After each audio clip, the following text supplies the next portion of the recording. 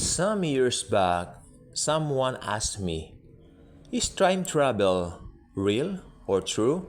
I didn't answer the question because I thought to myself, it's foolish. So, ang ginawa ko na lang po during that time, aywan ko, ako. Bilang isa kasing Kristiyano, alam kong hindi po yun totoo. Pero ano po ba, bakit? Ito po kasi I'm watching a movie, no, Dead of Night. Makikita niyo po ito dito sa 1977, Dead of Night, Dan Curtis, USA nakalagay. So if you wish to view the film, you can have it here on YouTube. You just click Dead of Night, USA, 1977. Yung time travel kasi na tinanong sa akin dati, dinedma ko siya hindi ko siya binigyan ng pansin. Totoo ba ang time travel? Nope. Hindi po totoo. Isa po ito sa mga early tactics ni Satan na ipinapasok niya dati sa tao that we can travel time.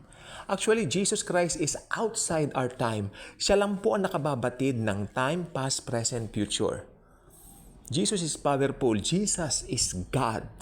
So bilang mga Kristiyano, hindi po tayo dapat maglagak ng pananampalataya o paniwala sa mga bagay na hindi tinuturo ng Biblia. Isa po itong time travel na ito. But as I was watching this, no?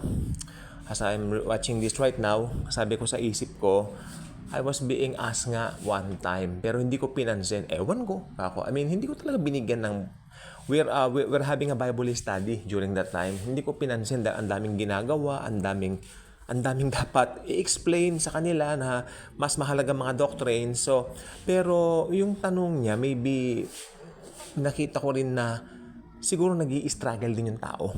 Why he asked this kind of, sa akin, stupid question. Pero sa kanya, sa ating po mga Kristiyano, kung may alam po tayo, halimbawa, may nagtanong, maski gaano ka-foolish sa atin yung dating ng question, ang lesson dito, sagutin po natin.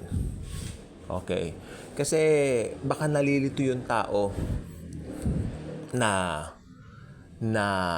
anong tawag dito, na baka nag-i-struggle siya kung paano yan. No? Well, marami pong si Satan, mga tactics na gimmick like yung alien invasion, mga ganyan. Kaya may mga movies na mga E.T., kung ano-anong mga pelikula, no? Mga ganyan pong movie, especially ito pong time travel. Actually, mga Philippine movies din po, mga Pinoy movies na nagawa ng mga time travel, sasakay sa machine, babalik sa nakaraan. Hindi po pwede. Si Jesus lang po may hawak ng time. Because He is outside time. He is God.